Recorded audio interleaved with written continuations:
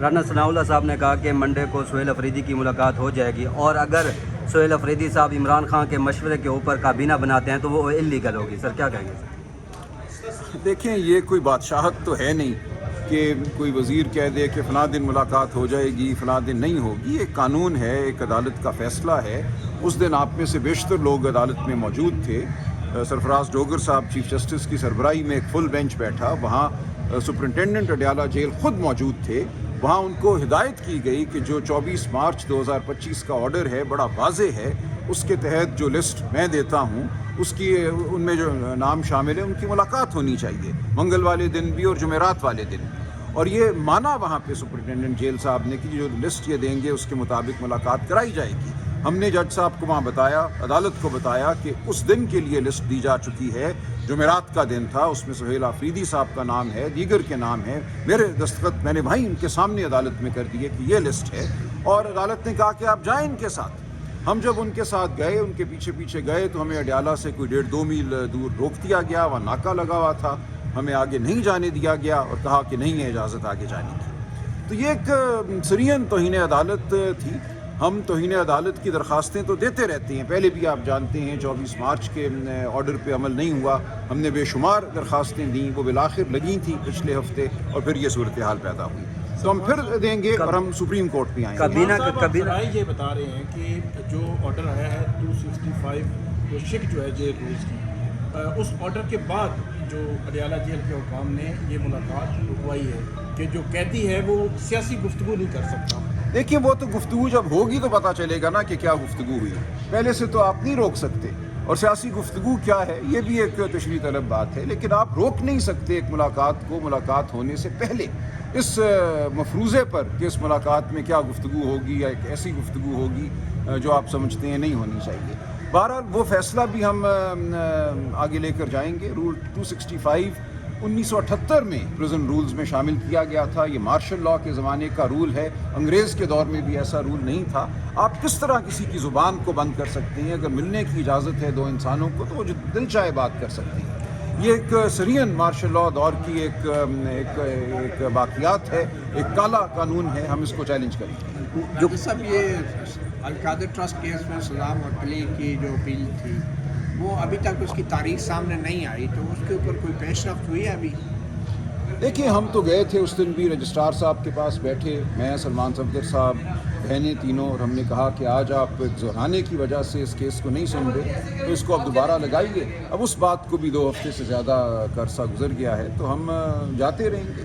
یہ تمام معاملہ قوم کے سامنے ہے کہ عمران خان کے ساتھ کیا کیا جا رہا ہے، عدالتی نظام جو ہے وہ کہاں کھڑا ہے. تو ہم تو یہ بالکل کوشش جاری رکھیں گے کہ اسی عدالتی نظام سے ہمیں انصاف ملے اور قانون اور آئین کی بات ہو. رائے صاحب، عمر ایوب نے اپنی پٹیشن وڈرا کر دی سپریم کورٹ سے، تو یہ ایک اپنی نااہلی تسلیم کرنے کے مترادف نہیں ہے؟ آپ کیا سمجھتے ہیں؟ دیکھیے میری عمر ایوب صاحب یا ان کے وکیل صاحب سے اس بارے میں بات نہیں ہوئی کہ انہوں نے یہ کیوں کیا ہے، میں نہیں جانتا اس کے کیا محرکات ہیں، لہٰذا میں بات نہیں کروں. عمران خان صاحب کہتے ہیں کہ وہ پارٹی میں تکبہ پروری اور نیپوٹزم جو ہے نہیں ہونے دیں گے، نوجوانوں کو ٹکٹ دیں گے.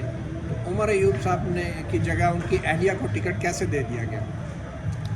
دیکھیے کچھ معاملات ایسے ہیں جو لوکل سطح کے ہیں، وہاں ایک بہت بڑا حلقہ ہے جو عمر ایوب صاحب کا حلقہ ہے، وہ پورے پاکستان کا سب سے بڑا حلقہ ہے، اور ان کی بیگم صاحبہ پچھلے 20 سال سے وہاں بطور سیاسی ورکر کام کر رہی ہیں. ایسا نہیں ہے کہ وہ سیاست سے لا تعلق کہیں دور بیٹھی خاتون تھی جن کو اچانک مسلط کیا جا رہا ہے. وہاں علاقے کی جو سیاست ہے، علاقے کے جو معاملات ہیں ان کو وہ دیکھتی ہیں اور وہ ہر سیاسی ورکر کی ڈیفینیشن پر پورا اترتی ہیں. لہٰذا ان کا ایک حق بنتا تھا اور پارٹی نے اس کو تسلیم کیا. صاحب 1 سال پورا ہو گیا ہے موجودہ چیف جسٹس یحییٰ افریدی کو، انہوں نے اپنی کارکردگی رپورٹ بھی جاری کی ہے اور تمام جو متعلقہ محکمے ان سب کو خراج تحسین پیش کیا ہے. آپ کیسے دیکھتے ہیں چیف جسٹس یحییٰ افریدی کے اس 1 سال کی کارکردگی کو؟ دیکھیں کارکردگی کے تو 2 پیمانے ہیں نا. ایک تو انتظامی پیمانہ ہے، کتنے کیس دائر ہوئے، کتنے کیس ڈسپوز آف ہو گئے وغیرہ وغیرہ، کس نے کتنے گھنٹے کام کیا. دوسری بات یہ ہے کہ قانونی اور آئینی نظام کی کیا صورتحال ہے، کس کو کیا ریلیف ملی نہیں ملی، کیا فیصلے ہوئے. اس عرصے میں ملٹری کورٹس کو آئینی قرار دیا گیا، جو میں سمجھتا ہوں کہ تاریخ میں ایک سیاہ فیصلہ قرار پائے گا۔ پاکستان دنیا کا واحد ملک بن گیا جہاں کی عدالت عظمیٰ کا آئینی بینچ یہ کہتا ہے کہ سویلین کی ٹرائل ملٹری کورٹ کر سکتے ہیں۔ یوگینڈا ایک اور ملک تھا، ایدی امین صاحب نے سن 67 میں کیے گئے پاکستان میں کی گئی ترمیم کو اڈاپٹ کیا تھا 1974 میں، اس کو یوگینڈا سپریم کورٹ نے بھی اس کیس کی سماعت کے دوران 1 فروری کو ایک کالا قانون کہہ کے رد کیا اور کہا کسی بھی سویلین کی ٹرائل جو ہے اگر ملٹری کورٹ میں ہوتی ہے تو یہ تمام مروجہ جو اصول ہیں ڈیو پروسیس کے، فیئر ٹرائل کے، ایک آزاد عدلیہ کے، اس کے منافی ہے۔ تو اب پاکستان واحد ملک ہے دنیا کا، یہ بھارت میں نہیں ہوتا، یہ نیپال میں نہیں ہوتا، یہ بنگلہ دیش میں نہیں ہوتا جہاں سویلین کی ٹرائل ملٹری کورٹ میں ہو سکتی ہے۔ تو یہ اسی سال میں ہوا۔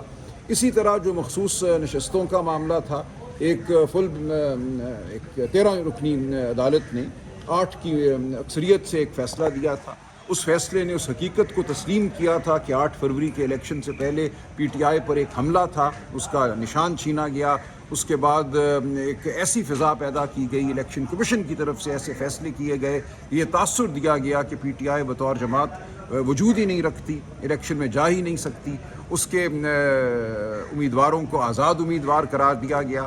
اس کے بعد جب انہوں نے ایک پارٹی کو جوائن کیا جس کی مثال موجود تھی 2018 میں، باپ پارٹی جو تھی، اس کو جوائن کرنے والوں کو تسلیم کیا گیا تھا کہ اب وہ پارٹی کے ممبر بن گئے ہیں، اگرچہ باپ پارٹی کی کوئی نشست نہیں تھی پارلیمان میں۔ اس مثال کو جب تقلید کے لیے استعمال کیا گیا تو ہمیں کہا گیا کہ نہیں، آپ نے غلط کیا، اور جو ایک فیصلہ ہو چکا تھا اس فیصلے کو ریویو میں رد کیا گیا۔ اور اس کی مثال نہیں ملتی کہ ایک فیصلہ جو قانون اور واقعات کو دیکھ کر کیا گیا ہو اس کو رد کر دیا جائے ریویو میں۔ ریویو کا ایک مسلم قانون یہ ہے کہ کوئی بھی فیصلہ اگر اس نے تمام قوانین کو پرکھا ہے، دیکھا ہے، تمام واقعات کو دیکھا ہے، پرکھا ہے اور اس بنیاد پہ دیا گیا ہے تو اس کو تبدیل نہیں کیا جائے گا، خواہ ریویو کرنے والا بینچ مختلف رائے رکھتا ہو۔ لیکن یہاں ایسا ہوا اور تمام مخصوص نشستیں ہم سے چھین لی گئیں، اور اب بات ہے 27ویں ترمیم کی، اس کا راستہ ہموار ہوا۔